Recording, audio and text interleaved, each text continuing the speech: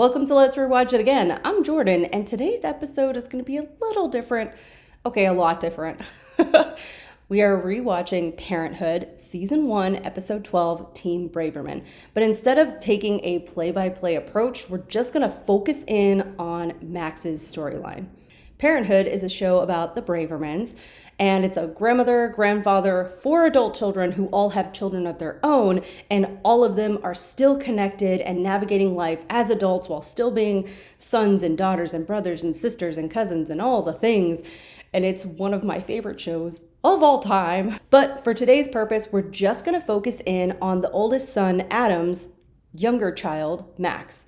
In the show, Max is diagnosed with Asperger's, which then, way back when, almost 2 decades ago now, was considered high-functioning autism. But here's the thing. We don't use any of those terms anymore. First of all, Asperger's is a name of a Nazi, so we definitely don't want to have any association with anything like that, especially when it comes to actual science and research and neurological disorders and all these amazing things that literally have nothing to do with them. Besides the fact that the name Asperger's is attached to someone awful, it doesn't really carry any meaning anymore because autism is no longer considered a spectrum. It's more like a giant pizza where each slice is considered like an attribute of autism, and it just kind of depends on like how much of each slice that person has. So like if they have like extra cheese or like extra sauce, and if this analogy is losing you, I'm sorry, but I get it and I don't know why, but there it is. If all of that does sound really confusing, here are a few attributes that might sound familiar when people are talking about autism. Now, a long time ago, a lot of people considered autism to be a kid that could not function on their own. They couldn't eat by themselves. They couldn't talk or sometimes even move on their own. And that's just not necessarily true for everybody who has autism. There are some things in our stereotypical Hollywood culture that might sound more familiar to you. For instance, for Max, he has a fixation on all things bugs. All bugs all the time. Like, he also fixates on things that other people might ignore or eventually let go of, or just simply get over in a few minutes, an hour, a day, and he cannot let go. For him, noise sensitivity is a really big one, and it plays a big part on how he interacts with his family and socially, especially at school. But he also has a giant family with a lot of people, a lot of voices, a lot of energy, all happening at once. And that's got to be difficult for anyone, including someone who is sensitive to noise and sound and all the things.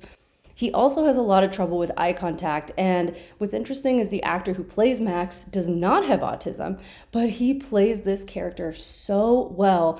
And the way that Max is usually looking off or up instead of at the people he's talking to is completely genius, and it makes him seem a little bit too different.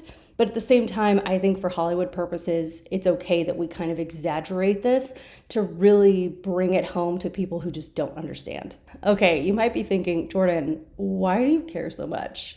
Well, I'm autistic. Yep, you might be watching my facial expressions if you're watching the YouTube video, or if you're hearing the dramatic inflections in my voice, you're really surprised by this information. That's okay. It was surprising for me at first, too. If you are even a little surprised by this, I want you to leave a Kevin McAllister emoji down in the comments below. You know. I was diagnosed a few months ago with autism and ADHD. And actually, when I was recording my last Parenthood episode for Halloween, the Halloween episode Orange Alert, I was diagnosed with ADHD at that moment. And at the very end of my appointment, my psychiatrist said, okay, and we'll talk about autism at our next appointment. And I was like, She gave me a sheet of paper to fill out before I left, and I was like, okay, well, we'll see. It was only 10 questions, and they were all yes or no. And the thing is, if you had more than like 6 or 7, you most likely have autism. And I had to skip around a whole bunch because a bunch of the questions stumped me a little, where I was like, okay, well, no, but also, okay. I had a definite no on 3 of them. I can't even tell you what they are now, but the other 7, I wrestled with a lot. And I had almost the reaction of, well, no, but also the one question that made me literally cover my mouth so that I would not laugh out loud in a very quiet waiting room was, do you fixate on subjects or topics that other people grow out of or only seem to like? What? Yeah, that's not the exact wording, but it was the examples that shot me directly into the Wall-E t-shirt that I was wearing at the time. Dinosaurs. T-Rex. Disney, animals, Star Wars, and it continued with a couple of others that don't apply to me, like automobiles, science, blah, blah, blah. And that piece of paper looked me into my face, forcing me to make eye contact with it, and said, hey, that Disney backpack you have, the Disney t-shirt you're wearing, the obsession with Jurassic Park, and oh, the fact that you think about Ben Solo's death every single day is not everybody. It's autism. And yeah, some other people enjoy all of those things or think about those things randomly through life, but they don't soak in it the way that people with autism might do. I'm going to give another example that wasn't on the paper, but it was a video clip of someone else with autism explaining why that test was so confusing and so difficult to just put down yes or no. And it also helped me understand a little bit more, because it's like, do you have sensitivity to light, sound, textures? And I'm like, well, not really, except that I really do only prefer to wear soft clothing that's not too form-fitting, just like slightly roomy, so that I feel like my skin can actually breathe. And I also have to wear sunglasses even on cloudy days. But I mean, it's glary outside. Like, that's normal. It's not a problem. I just have a system. And that's the thing. People with autism don't have like a system to like wear socks. I have a lot of questions. Number one, how dare you? I'm not saying I have a problem with socks, but like, I do have a system. Here's the thing. I wasn't devastated by my diagnosis. In fact, it took me a couple days to process the information, because as someone with autism, I take a lot longer to process just about everything, because an autistic person processes 40% more information from all of their 5 senses than a neurotypical person does. Neurotypical is a word that is used to describe someone who has a, I'm going to say, normal or typical brain. I'm not saying that my brain is necessarily abnormal, but it definitely is not like everyone else's. Have you ever had someone tell you, that's a weird thing to say? I have. Like, a lot of people have said that to me, to my face. Not all people said it with cruelty or malice in their voice. Some people said it with concern, or just like, you should know, don't say stuff like that. I don't know how to not say it. When I was recording that episode for Parenthood in October, I thought I might be autistic, but I didn't feel like I could say it because I didn't know for sure, because a doctor hadn't told me, yes, you have this. But I'm saying it right now, loud and proud, I'm autistic, and that's not a bad thing. I actually take a lot of pride in it, because now everything about my life makes sense. Everything. There's nothing wrong with me. I'm just different. And I always knew I was different. I just didn't know why or how or like what that meant. And so all of this has been like a massive relief for me. And now when I watch Parenthood, I don't relate to Max necessarily. We're very different, but it opens my eyes in different ways each time I watch another episode. I decided to talk about all of this today because in the Parenthood episode, Max's parents sign up for a walkathon with Autism Speaks. And because of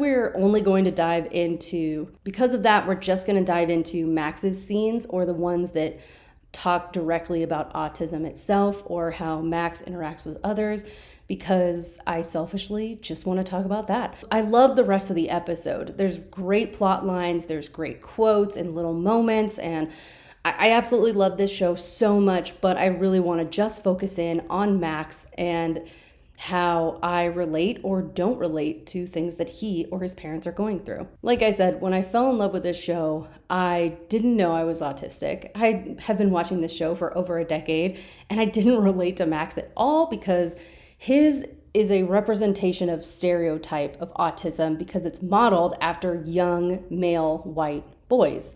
And it's all about a lack of emotion and lack of tone and a seriousness approach to life and lots of logic. And I am completely the opposite.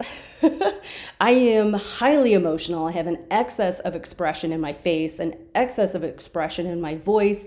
I move my body a lot. The funny thing is I am apparently a mimicker of others, which I just thought was because I'm a lot of fun and I enjoy being funny.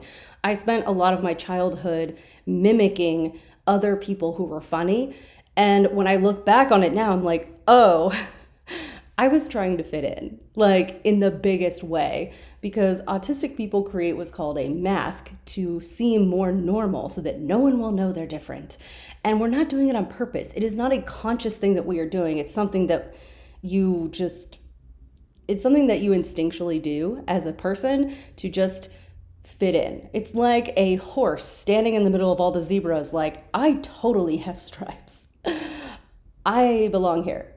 By the time I was 6 years old, I had memorized 100 quotes of Robin Williams, Jim Carrey, Lucille Ball, and pretty much every cartoon character possible so that I could just whip out a joke or a little quip at the drop of a hat. And when someone laughed, I would ask them why it was funny so I could improve for next time. Okay, we're gonna go ahead and jump into the episode. Our episode opens with Adam and Max riding a forklift around the warehouse of the TNS shoe company that Adam is a COO of. Max is asking a ton of questions about the shoes and why the shelves are organized the way that they are and how some of them seem to be incorrect. And Adam does his best to answer and keep up with the rapid fire questions. And then Adam shows him a sneaker that counts your steps as you walk with an actual SD card, which is pretty cool, to be honest. Max mentions they could use these shoes for the autism walk on Sunday and that they could wear the shoes all week, come in first, and win. Adam says this idea is inspired and that's using your old noodle, and he puts his finger on top of Max's head, and Max is like, what noodle? The noodle in your head. I don't have a noodle in my head. My brain is in my head. This is something that autistic people do. We take things very literally. And for some autistics, that means that idioms and turns of phrase that we use in everyday life just do not make sense, and they get really stuck on that portion of that conversation and they can't move forward with it because they're trying to figure out, why are you mentioning noodles? Noodle is a pasta. Why would I have pasta inside my skull? Like, nothing is making sense. And I am not one of those people that gets stuck on it. I'm able to keep moving forward because I'm so worried that I'm going to miss something coming up that I refuse to allow myself to be stuck. And then later I'm like, oh, I didn't understand that. I think I did miss something. Our next scene that we have is Adam gathering all the parents together and says that everyone is getting a pair of shoes, and the boys are wearing blue, girls are wearing pink. And here's the cool thing about Parenthood is that all of the actors in every scene are mic'd up. So that means that every single person in the scene, if they speak something out loud, that soundbite could be used in the scene in editing, so that the editors are able to lower and raise the volume on their mics so that it really does feel like a family atmosphere. Like, all of these people are in one room. Not everybody is going to be quiet and wait for each person to talk in a organized manner. People are going to talk over each other, especially siblings and parents, and this person is going to be having this conversation over here, and this guy's going to say something over here, and I love that so much. We also have 3 cameras, which means we are coming at this scene in 3 different angles. And that means that we don't have to shoot things multiple times over and over again, exhausting the actors and making it really annoying to keep coming up with fun things to say as you are just kind of ad-libbing just a little bit. Sarah, Lauren Graham, asks why the shoes are pink, and Christina, who is Max's mother, says, well, she picked it out because she thought they could all match like a team. And Sarah cringes oh my, okay, yeah, I'm sorry, no, it's totally great. Oh, she's not a pink girl. I'm a pink girl. I don't mind pink, but a lot of people really hate it, and it's fine.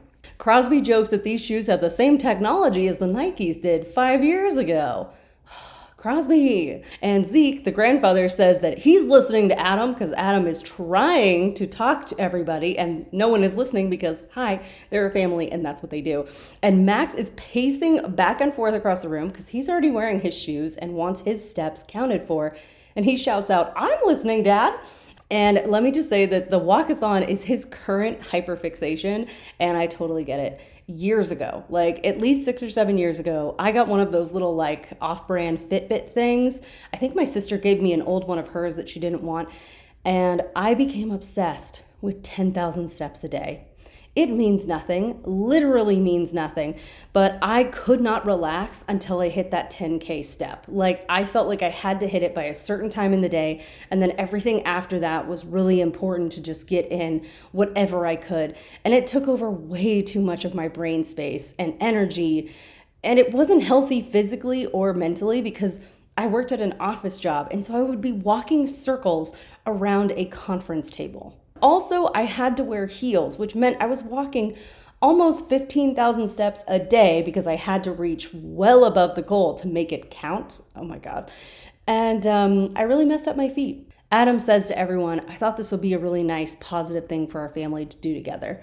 There are times when Adam annoys me so much, but I really do believe that he loves his family more than anything and wants to do absolutely everything he can for them. Then Max shouts out that the winner gets a trophy, and Crosby gets super loud and big with his voice and goes, "A trophy!"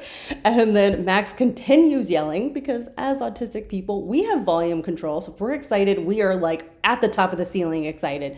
And he says, "Everybody grab your sneakers, put them on. Let's walk for those kids with autism." And everyone claps, but they're all looking around like, does he know what that means?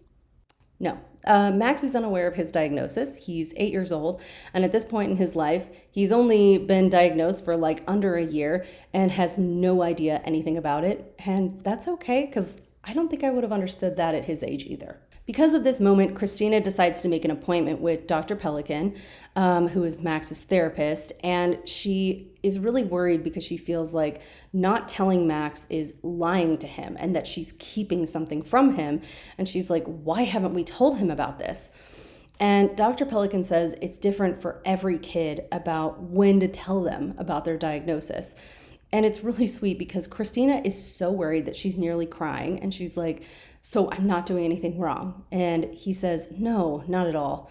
And can I just say that I love Dr. Pelican. He has such like a kind and calm approach, not only with his patients, but with their parents as well, which I think is really impressive because it's one thing to work with kids. It's another thing to work with those kids' parents. Christina asks, how do kids start to know that they're different? And Mr. Pelican says, as they get older, it really becomes more of a challenge socially, like the complexity of a sleepover or summer camp. And yeah, I had way too much anxiety as a child to sleep over at another person's house, like even my best friend who I had known for my entire life.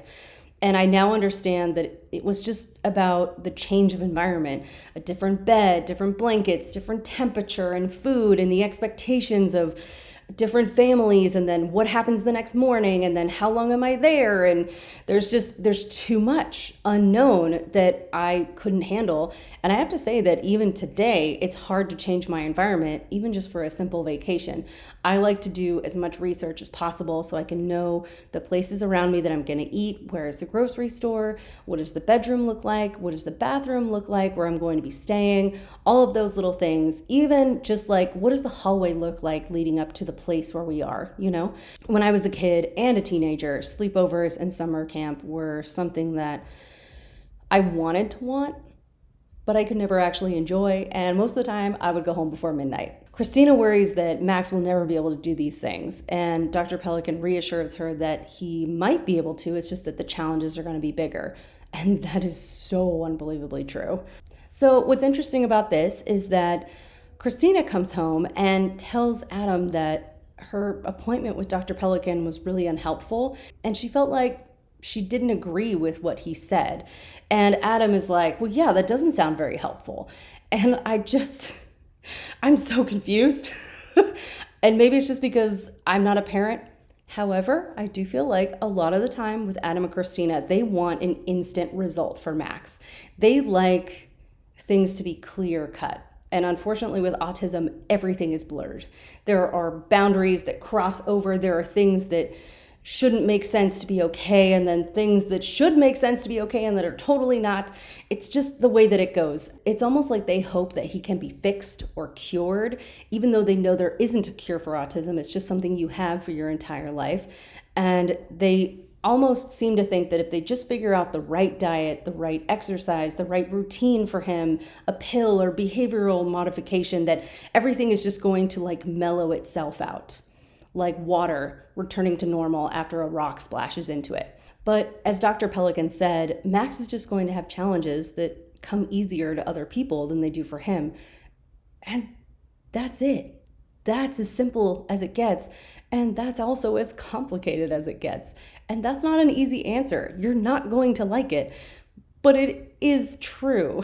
And I have to say that with my own diagnosis, the relief was so big for me that I finally realized that I wasn't dumb or pathetic, a wuss, or too emotional, or like there was something wrong with me, or like there was a reason for everything that I felt and experienced in such a different way than the other people my age. It was just a giant relief. And now I could move forward understanding all of those things and be able to handle my own challenges in a completely different perspective. And it doesn't necessarily make life easier. A lot of times it makes it harder, but now I can be gentler on myself and actually advocate for myself in a way that I know how to move forward. We're going to skip ahead a little to our closing scene. Team Braverman has won first place because it's a TV show and that's how things go. But I'm also glad that they did, because I don't know what Max is going to do if he didn't get that trophy. Maybe they'd have to buy him one. I'm not sure. And Max asks Adam, why did we choose autism for the walk? Like, why didn't we choose some other charity? And Adam kind of hesitates and then says, well, they had the best trophy. And in the background, Christina is leaning on the door frame of Max's bedroom, and she has what seems to be like happy tears in her eyes.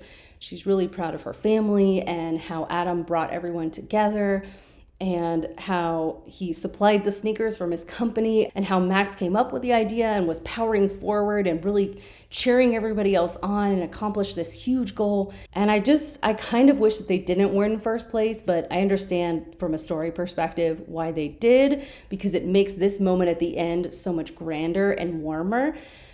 But I also don't mind that we don't say anything to Max about what autism is, because he doesn't ask. And I think it's okay to just leave that ambiguous, because I agree with Dr. Pelican. He's really young. He's not going to understand the complexities of what autism is doing in your brain.